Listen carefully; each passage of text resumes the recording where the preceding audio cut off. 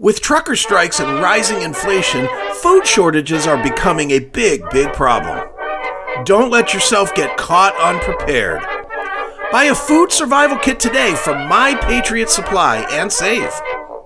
Over 2,000 calories a day to keep you healthy and strong, with a 25-year shelf life to ensure it's ready for you when the shit hits the fan. Go to www.bit.ly/CMSPNfood, order your supplies today, and invest in yourself and your family now before it's too late. www.bit.ly/CMSPNfood, My Patriot Supply.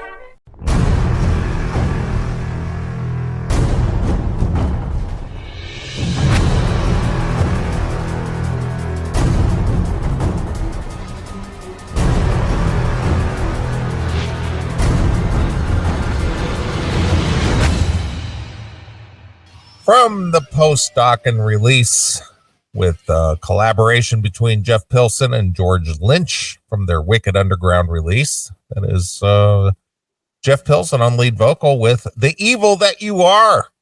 Good stuff. We both liked that when that came out, 2003? Sadly, 20 years ago. Yeah. I think it came out in 2003. Yeah, we are getting, dude. Even new records are old now. Yeah. I consider that a new record. Yeah. It's fucking 19 years old.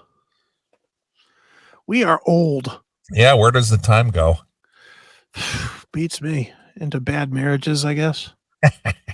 Well, speak for yourself, pal. Yeah, true. Mine goes into wayward chicks. Mine went into lots of bad years. Yeah. Hear you. That's a quarter century. Yeah, but now 10 good ones, so imagine that. Yeah, it's you doing what you want to do as a man. Yep, exactly. So funny. I was talking to my mom this week, and we were talking about it because my nieces are trying to get my mom to date, and she's fucking in her 70s. But getting her to date, to go out and find some guy to hang out with or something. All right. And she's kind of like me. She does every once in a while. She raises up on me and gives me the "you're gonna be lonely" thing. Okay. But most of the time she's like, yeah, fuck that. Fuck dealing with women. And she doesn't especially love any of the ex-wives, mine or my brother's. So, as a mom should, I mean, what mom likes their son's ex-wives? Probably none.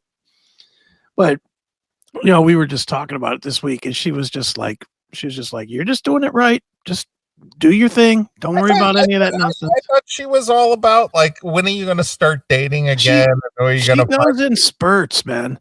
Sometimes she goes, you know what it is? When she has time to just worry about me, yeah, then she gets into that phase. All right. But when she knows everything in my life is good, then she's like, yep, you're doing the right thing. Right. She's being a mom. Isn't that what moms do? Try to be supportive. I guess.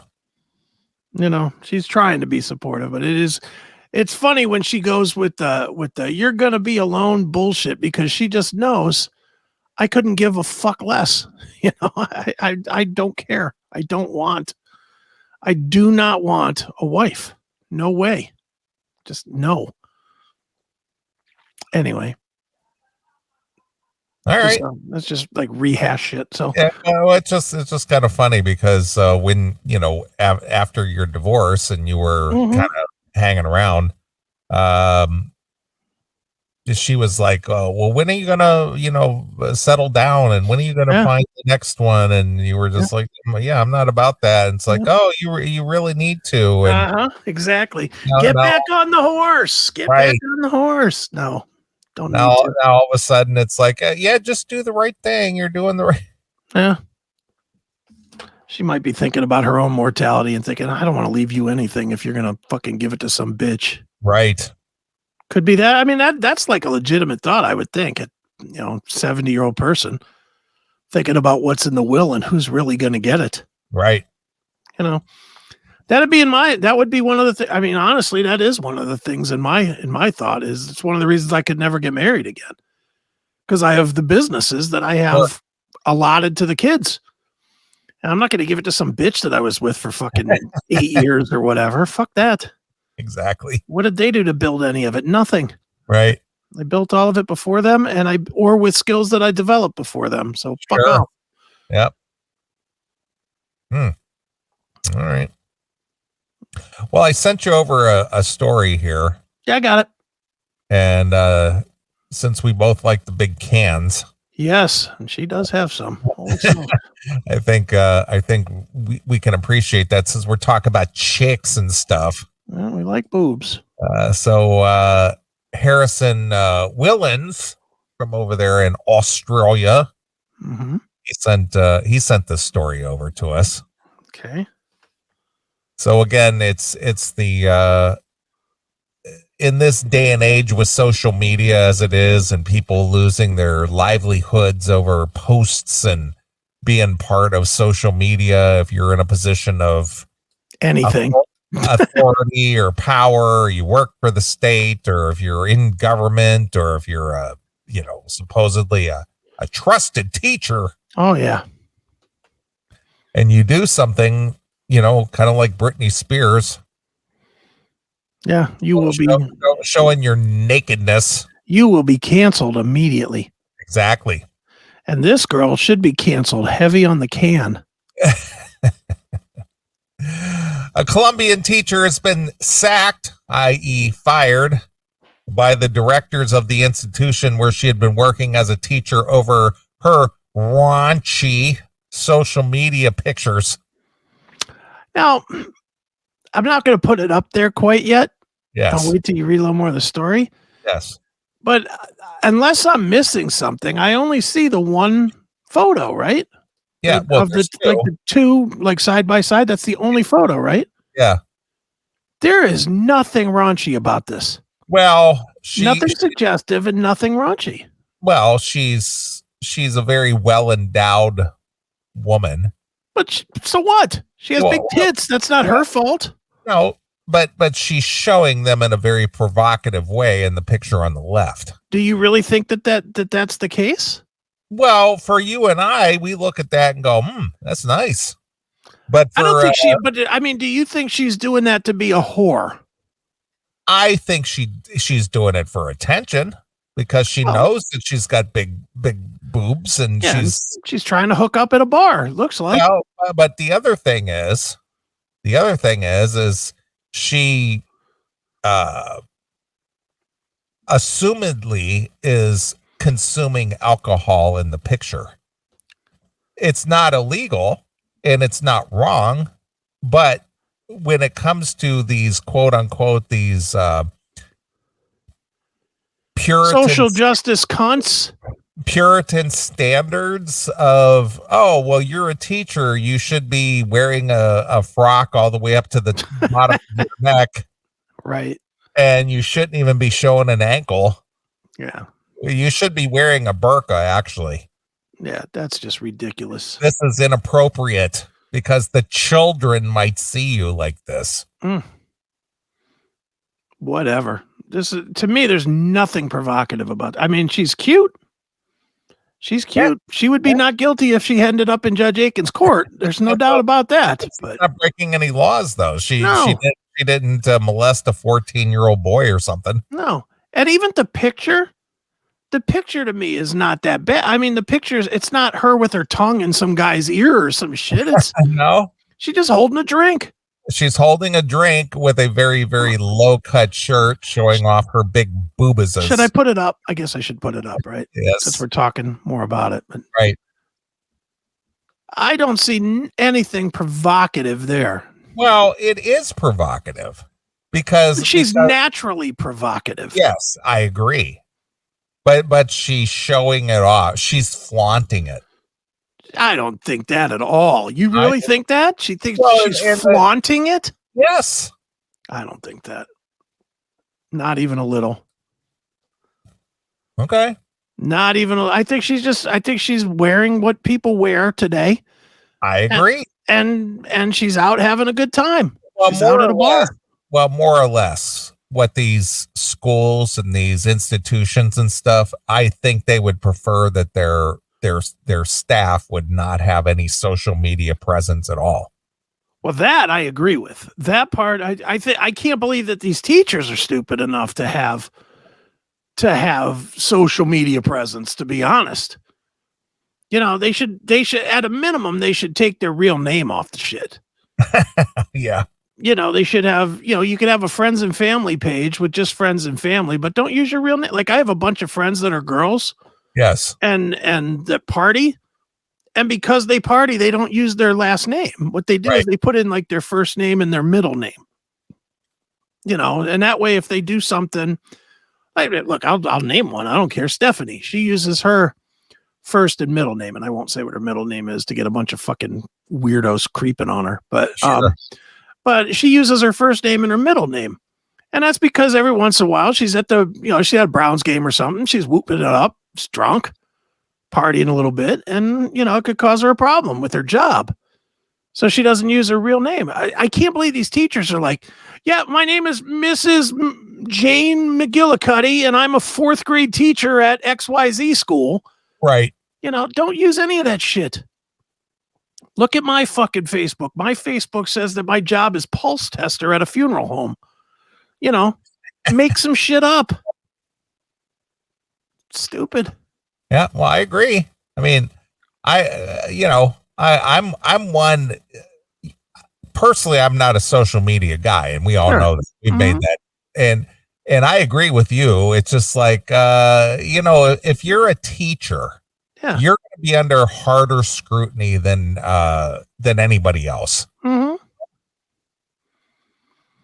Yeah.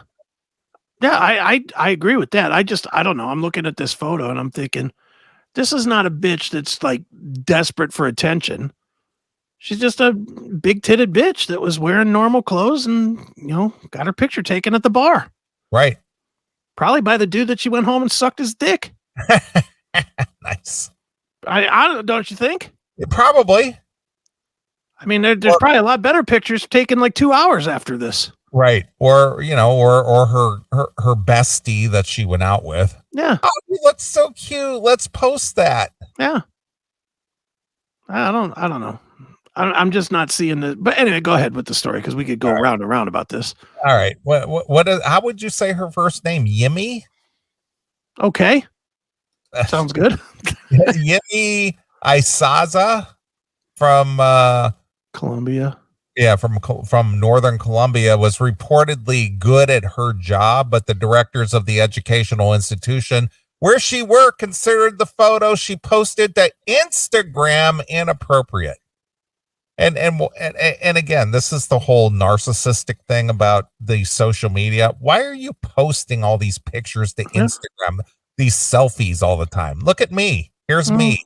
Here's me in a bathing suit. Here's me in a bar. Here's me cheering people. Here's me wearing a low-cut top. Here's me, because they want people to go, oh, you're so cute. Oh, so adorable. Hot. Look at that. Wow. It's that endorphin rush from getting likes. It's that whole thing of, I read some study about social media that said that, likes and hearts and all that shit is like the key to why so many people are depressed right now. Yeah, because you put up something and you get a bunch of likes, and you put up another thing, you get less likes, and you start feeling bad about yourself. Right. Like, I guarantee you that swimsuit that she's wearing there got a whole lot less likes than the shot of her at the bar. I agree. Because that is an unflattering bathing suit on that broad. Yeah, and she's got some big thighs. She's a thunder thigh girl. Yeah, she is. And the stripes do not work on chunk. They don't work on chunky. Yeah, she's a thick girl. Yeah, I mean, I wouldn't push her out of bed for anything, but no, she's not fat. She's thick. Yeah. There's a little ripple when you're hitting that from behind. No question. Yimmy can be seen in her social media snaps, sporting skimpy tops, swimsuits, and posing suggestively for the camera. Her firing sparked a controversy with her followers, insisting she should be able to dress however she wants without it having any bearing on her job. What a beauty. Don't pay attention to those who criticize just to criticize, one person commented. Do people criticize just to criticize? Yes. Do they? Oh, yes. On right. social media? On social, I- yes. People criticize anything on social media. Dude, if you say, what are you drinking right now? Jack and Coke? Just a Jack and Coke.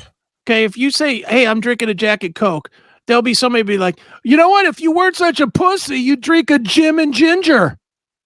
Okay. All People right. criticize just to fucking criticize. They All right, absolutely do. I will take your word for it. They do. All right. I think envy is one of the greatest evils of our time. However, despite the dressing down, everything has turned out okay for Yimmy in the end, and she is now reportedly working at another institution and has even earned herself a new fans over the saga. At the time of writing, she boasted a whopping 390,000 followers. 390,000 followers Like on those Instagram. idiots. Now, do you get paid from Instagram? Do you get like money if people are following? I don't think so. I don't have a following that big to know, but I'd imagine that I know for a fact that like influencers get paid to represent shit. Like, 390,000 followers, she could show up and with, hey, look, I'm putting on Estee Lauder fucking lip gloss. Here it is. Here's me putting it on. Okay. And they would pay her for that. But, she's not getting paid just to put up pictures of her slopping down a beer at the bar. Okay, so it's not like YouTube or anything. No, not at all. All right. Again, I don't know. At the time of the writing, she boasted a whopping 390,000 followers on Instagram, where her bio reads blogger, national and international speaker, university teacher, auditor, and advisor, host at EMFE radio, coaching and leadership and finance. Holy shit. Wow. Sounds like Chris Aiken with all those jobs. She continues to post for her delighted followers. Yeah, dude, looking at the one on the left, obviously, not the one on the right. Do you think she could be a model in today's world? No. I do. You don't think she's pretty enough to be a fat model in today's world? Oh, a fat model. A regular model in today's world. Internet model. I think she's Sports Illustrated-ish. No. Oh, come on. In today's world. Not in the world you're thinking of back in 1992 with Kathy Ireland. Oh, okay. In today's world where they'll put a fatso in there. She's thick, but she got a pretty face and big tits. I think she would qualify. I think she would be in there. All right. I'm going to take your word for it. You don't think so? I don't even know what people look at these days anymore. I don't know what people find to be a popular, somebody who would be popular on Instagram or one of these social medias, or because in our day, sound like the old guy in the room, she would never even get a second look. No, in our day, she'd be a grocery store 5. Exactly. But now she's she's got great tits. Regardless of if she's chunky or not, her tits are fucking great. Okay. She's got a really pretty face that's very girl next story, but pretty girl next story. Yeah, I think she could totally be a model in today's world. In a commercial sense? Oh yeah. Look at that fatso fucking Rain Michaels. All right. She's the same weight as this girl. Yeah, but she's Bret Michaels' daughter, though. Okay, but she's still fat, and she was in Sports Illustrated. I agree, but the thing is she's Bret Michaels' daughter. Yeah. This girl is not somebody's daughter. I think fat is the new thin now. All right, whatever. I mean, look at these fucking Kardashian pigs. Well, again, their father was famous. They're not famous because of their dad. I do not believe that for a second. Well, how did they catch the notoriety? They got famous because Kim Kardashian, who was a famous celebutante for hanging out with Paris Hilton, sucked Ray J's cock. Yeah, but she couldn't get in that circle unless she was of an influential family. Well, but that's not. But nobody says, hey, Kim Kardashian, that's Robert Kardashian's daughter. Yeah, no one says that. Nobody's ever said that. But how did Bruce Jenner figure in there and marrying their mother? How? I don't know how. See, that's what I'm saying. It's those circles is what. Well, yeah, but I mean, I don't think that their fame and their fortune or anything comes from Robert Kardashian. Well, but without Robert Kardashian being a high-profile lawyer and having the wherewithal with the rich and the famous, they would have never had a chance. Okay, I mean, if we're gonna go to that far of a reach of a level, yeah, but they're not Kim Kardashian from Dubuque, Iowa. No, well, no, I mean, it's Kim Kardashian, whose father was a very high-profile, influential lawyer who represented famous clientele. So then, on that level, you would say then that like Paris Hilton's only famous because of her dad owning Hilton hotels. Well, yeah, absolutely. Instead of just being the I just look at it and think that it's more what they did. No, that they were famous kids of rich people that did crazy shit. Right. And that's what made them famous. Yeah, I understand. But my point is if they were just, Jenny from the block, they would have never got the chance. Well, yeah, I guess. I mean, they got their chance, but the same way with Rain Michaels. If she was just Rain Michaels from Harrisburg, Pennsylvania, yeah, she wouldn't get nothing. I agree. You get some, there is some nepotism there, but I don't know. We agree to disagree here. Well, my point is these people would never have that opportunity to do these things or get into the spotlight. I agree with that part. Without the influence of their rich I agree with that part, but I don't think that anything in the Kardashians' fame came from her taking that dude's dick, the guy from MTV's dick. It did not come from being friends to OJ. That fame came. They were just going to be the kids of the guy that was friends with OJ. Yeah. Until she sucked that cock of the MTV guy. The notoriety of the video. Yeah, and everything after came from that video. But was anybody aware of who a Kim Kardashian was before the video came out? But honestly, I don't think they were when the tape came out. Honestly, but here's the thing: is why was the tape so popular? Because it was Paris Hilton's friend. Oh, is that well? So through her association with Paris Hilton. Oh, I would say that. I would say her association with Paris Hilton had way more to do than her dad. And what is Paris Hilton famous for? I don't know. Being Paris Hilton, being drunk, being. Oh yeah, but another porn tape. Again, why would anybody know who Paris Hilton is? Well, I'm not saying that the rich family didn't put them in position. Yeah. I'm saying the notoriety didn't come from being put in the position. The notoriety came from what they did in the position. Yeah, I agree. There's a lot of famous kids out there. Yeah, how famous is fucking Sean Lennon? Not very. No, he's not. But because he didn't do anything with the fame that he got from being John Lennon's kid. Right.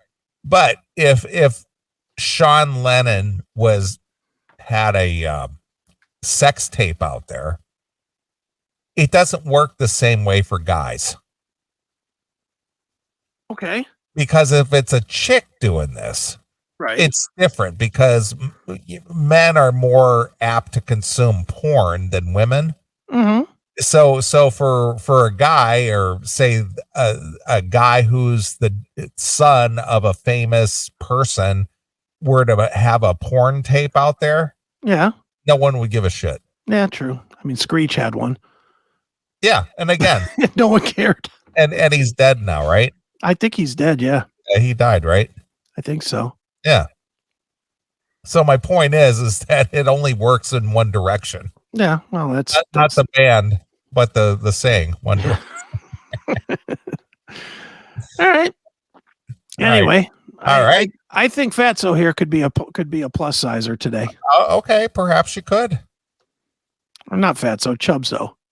Yeah, she's just Chubso, Thickso. She's Thickso. Yeah, she's a brick house, as Lionel Richie once told us. House. That's right. Speaking of that, this is totally unrelated. All right. But did you hear the awful cover of Night Shift from the Commodores by Springsteen? I wasn't aware. Oh, dear God. Pull that up real quick. We don't have to stay on this long. I just want you to hear this. This is fucking bad.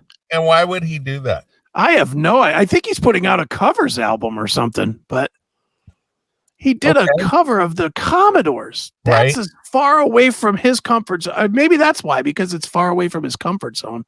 Okay. What is he doing the Commodores? I don't know. And not even good Commodores. It was like Commodores way after the fact. Okay. All right. Here we go.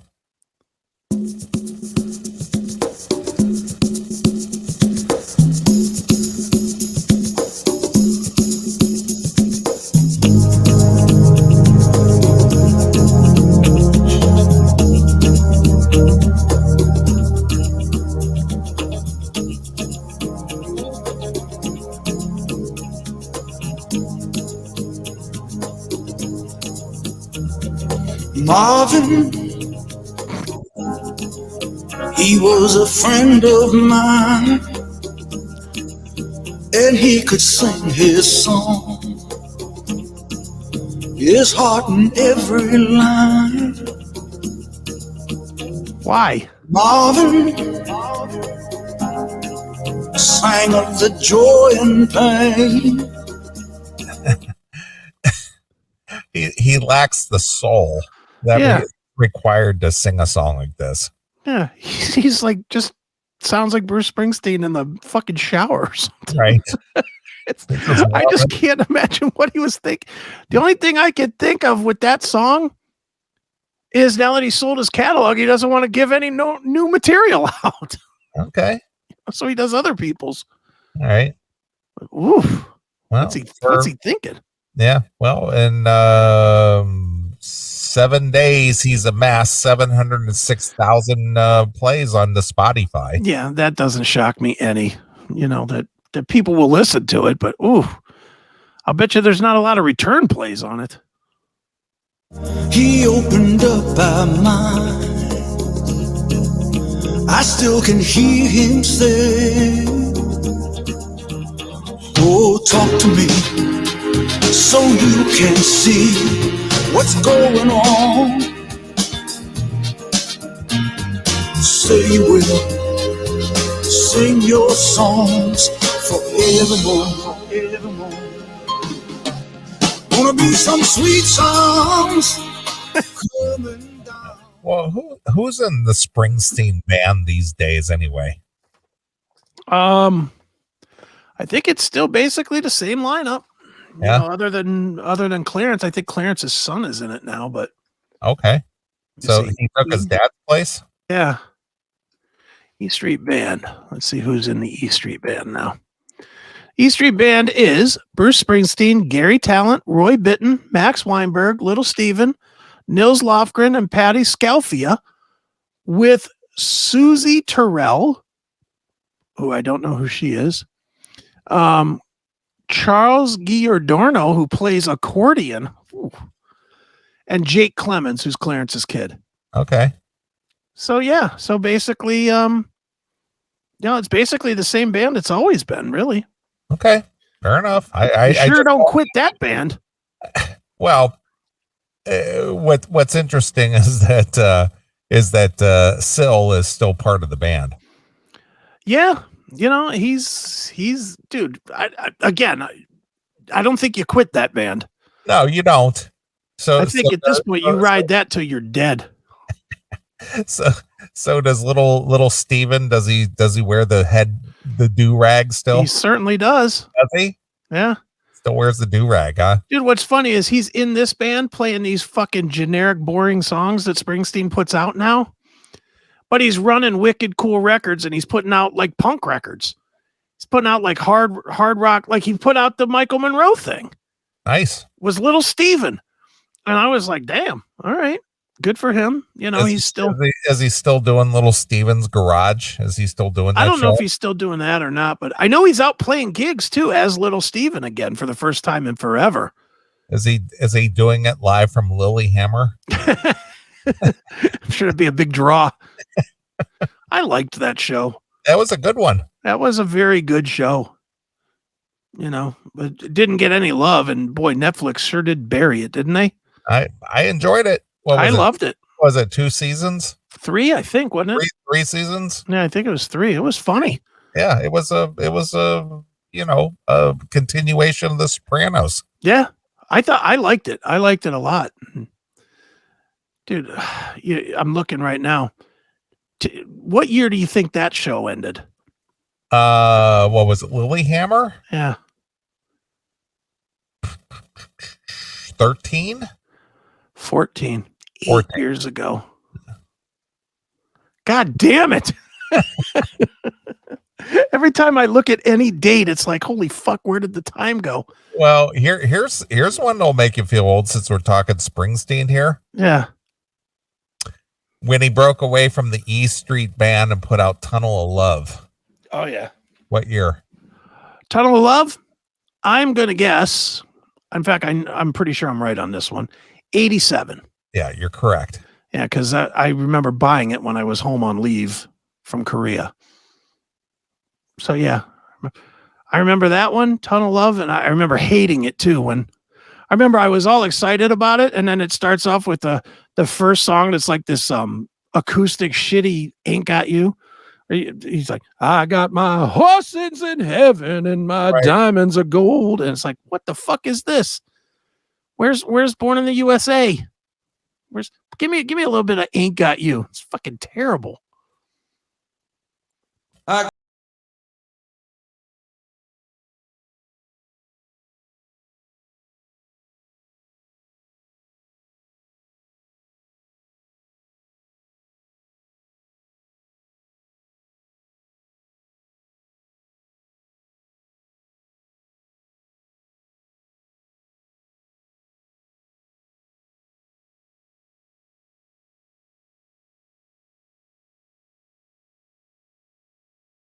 And jive.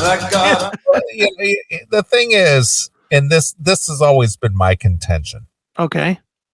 Mellencamp was flying high with this folksy Midwestern sound with Lonesome Jubilee and Scarecrow. And I honestly believe Springsteen was looking at Mellencamp and going, look, this guy's got a lot of success with this whole folksy, bluesy thing going on.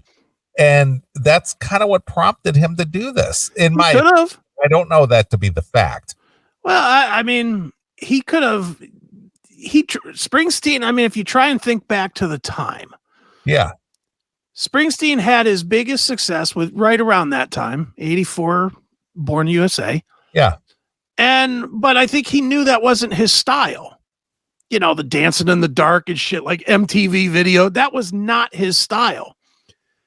And he saw right at the same time was when Mellencamp hit with which is kind of rock radio-ish, but also kind of folksy with like Pink Houses and stuff like that. That was 83. Yeah, it's right in the same era though. Yeah. And what I'm saying is it was after Jack and Diane and Good and stuff. That was 82. Yeah. So Springsteen looked at that and was like, oh, we're probably the same kind of singers, but I can't do this anymore. But here's Mellencamp already making the move. And he just kind of followed right along. He probably thought that might have been the next wave. And he rolled past Mellencamp on that. You know, I mean, he really did, because he put out a lot of records that sound like that are just junk. Yeah. But when I was living in California, I went to see Mellencamp on that Lonesome Jubilee tour a couple of times. Right. And Springsteen came out on stage and sang a song with Mellencamp. No, I don't doubt that. At the Irvine Meadows Amphitheater during that tour. Do you like that era of Mellencamp? Yeah, I love it. See, that is like the era, like Scarecrow and stuff like that is poison to me. I do Really? not. I don't like. Well, what era of Mellencamp do you like? I like the very earliest stuff. You like Ain't Even Done with the Night type yes, stuff, and that stuff. Jack and Diane hurts so good. okay, so you like 82 back. A little further because I love my favorite record from him is Okay, that was 83. So from there back, I love. But then after that, I just was like, I do not like this stripped down sound. Okay. I just didn't like it, and I don't like. I don't know what he was playing, but it wasn't like electric guitar. You know, it was kind of acoustical. Well, yeah, he went with a very organic acoustic sound because he had like dulcimer and accordion and organ, and it was a lot of very, as you put it, stripped down acoustic stuff. But it wasn't the music for me during that era. See, I love I mean, that is just like a raw, just that's the record. That's the finger in your face, fuck you album. Oh yeah. There's a lot of raw lyrics in that. But the thing that I like about Scarecrow, Lonesome Jubilee, Big Daddy is I like the introspective lyrics in those songs. There's a lot of songs in there that, I can kind of relate to in a way. And you go, yeah, I kind of get where this guy's coming from. But I wasn't a fan of the American Fool at all. I didn't like the whole Jack and Diane. I didn't like that. I just thought it was too pretentious. Yeah. I like that. Then I checked out for a while. Then I came back with what's the one with the really big guitar? Down, down. Whenever we wanted. Yeah. I came back with that. I was like, wow, this is fucking back. And I met him on that tour. Cool. And I got to go to Richfield Coliseum. My brother-in-law was working for Camelot Music at the time. Right. And he got us, backstage, and I got to meet John and chit-chat with him for a few minutes. And we actually talked about Lonesome Jubilee. Okay. And talked about the symbolism of a lot of those things, like if you're familiar with the video, like Cherry Bomb. Yeah, I know. There were pictures in the video and in the album cover and stuff for Lonesome Jubilee. There's like a jukebox, right?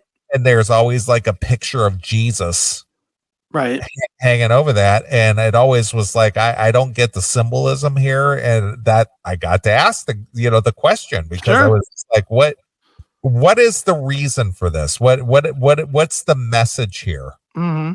And his answer to me was, these are, he goes, oh, well, that's easy. He said, those are a couple of values that we've lost, the simplicity of it all, our faith and the simplicity of just enjoying the music from a jukebox.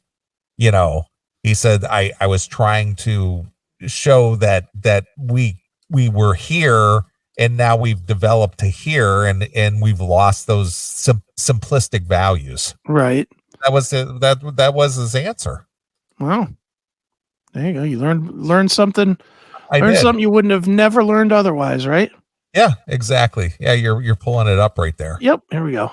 I see it. Exactly. So it's a throwback to the 50s, an old time. Right. Yeah. He had enough hair to cover that 5 head too at that point.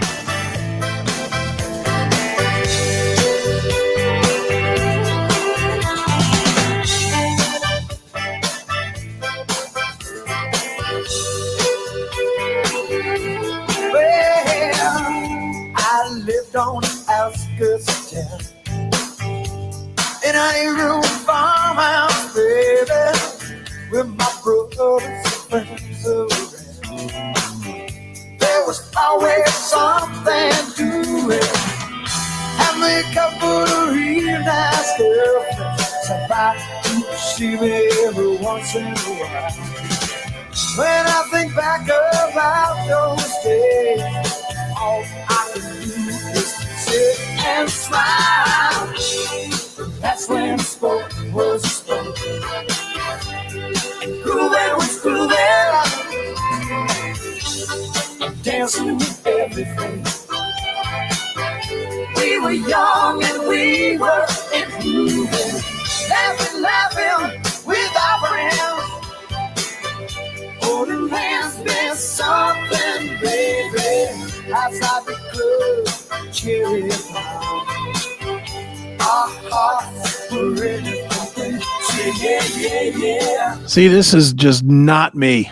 Yeah, well, see the whole thing. If you notice about the whole video, you got Kenny Aronoff just playing a very, very simplistic drum set, very stripped down. You just got like a bass drum and a snare and a hi-hat. That's it. And then you got Lisa Germano. She's playing a violin or fiddle, if you will. And everything is just simple and stripped down and plain. And it's music for music's sake. There's not a big production there. There's not a lot of electronics. There's not anything. It's just, it's the downhole folksy country style music, you know. But that wasn't the attraction for me for those albums. Like I said, it was all about the lyric content, right? You know, and the thing is that he made a big impact with that style of music. Of course, you know? Dude, I'm not arguing he didn't have success. I mean, this song and even ROCK in the USA and Rain on the Scarecrow. I mean, there was a lot of hits. Since we're talking about this, pull up the video for the song called Check It Out. Is there a video?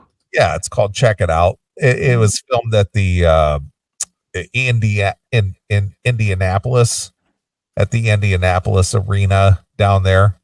But I saw this tour twice, like I said before, and it was probably the best. I've seen Mellencamp a bunch of times, but this 88 Lonesome Jubilee tour was just so spot on.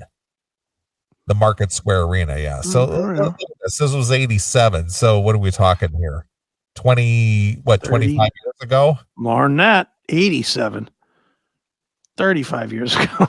Oh, I hate that, man. 35 years ago. Oh, fuck. 35 years. Yeah. 17 has turned 35.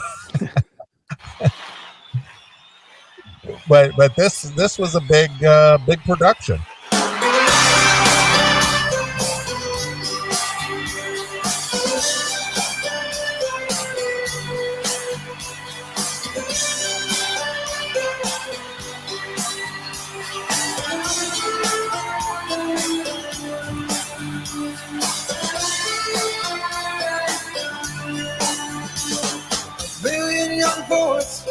Screaming out their words, a world full of people just living to be heard. Future generations riding on the highways that we built. I hope they have a better understanding. Check it out, going to work on Monday. Check it out, got yourself a family. Check it out, all utility and bills have been paid. Can't tell you, best buddy, that you love him. So check it out. Where does our time go? Check it out. A brand new house in escrow.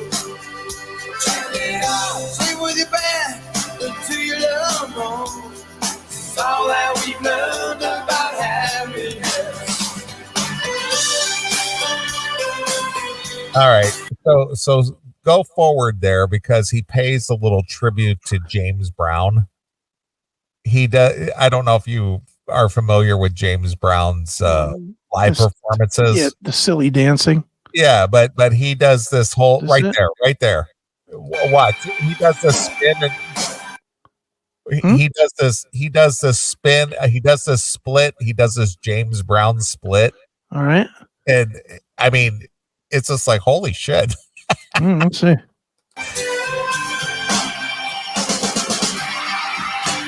Well,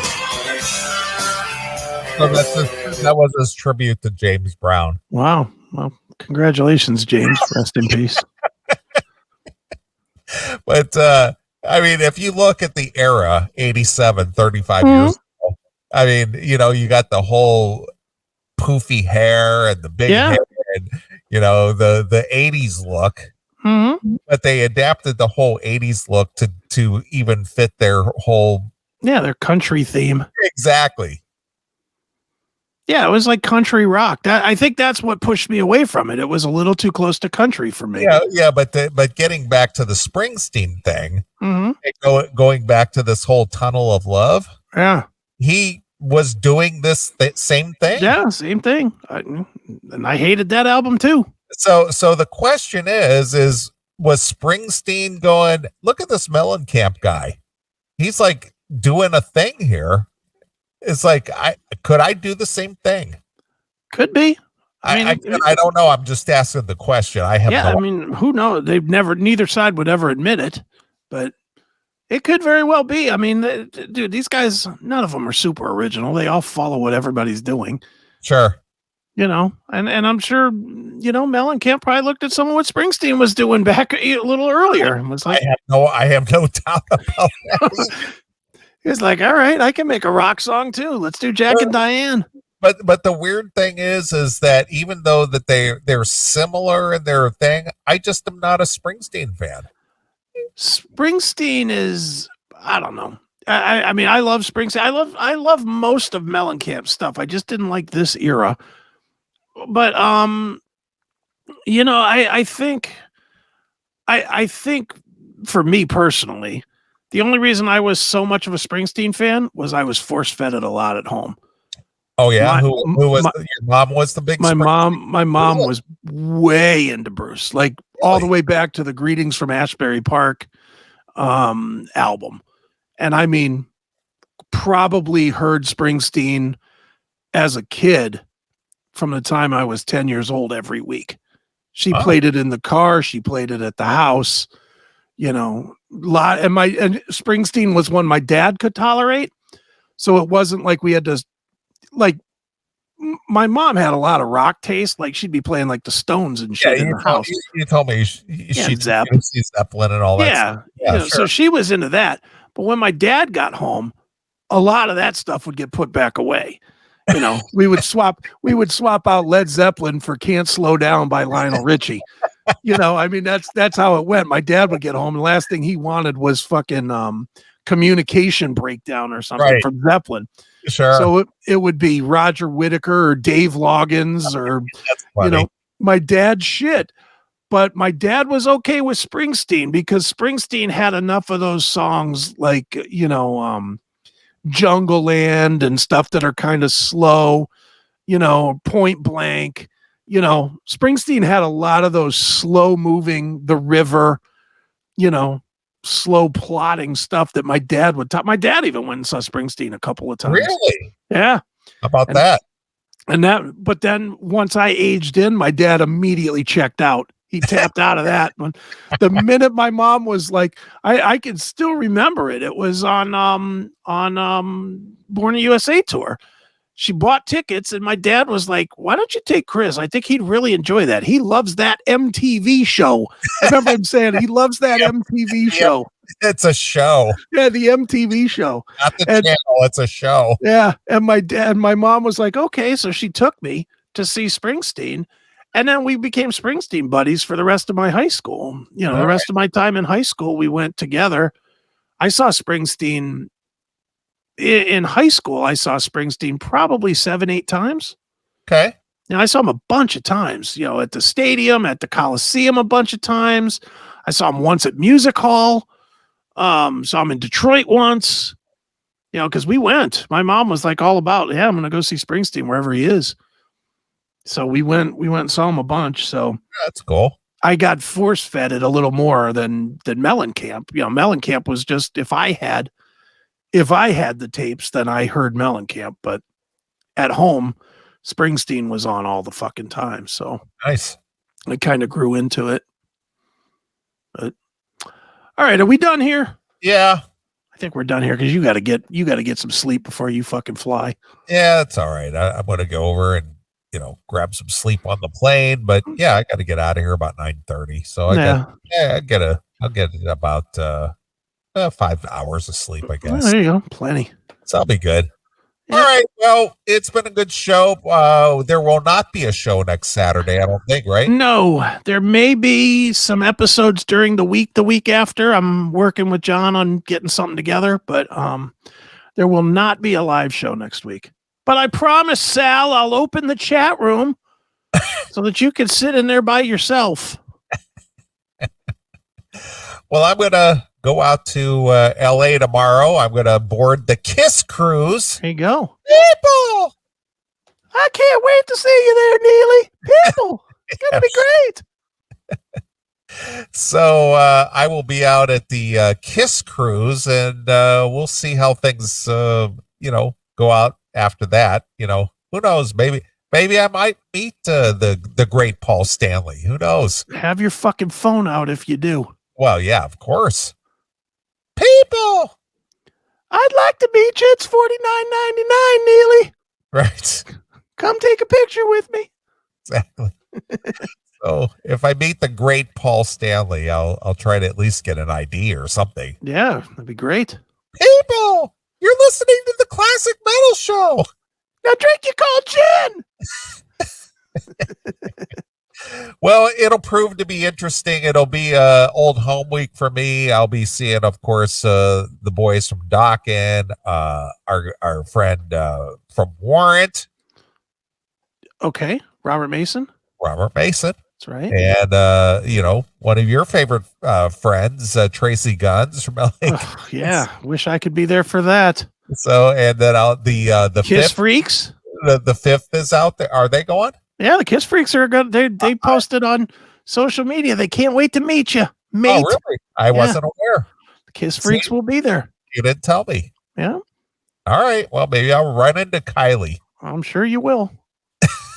I'm sure they're going to search you out. So, well, I'll be there. And then, the fifth will be there. Yeah. Our friend Roy Cathy. Yep.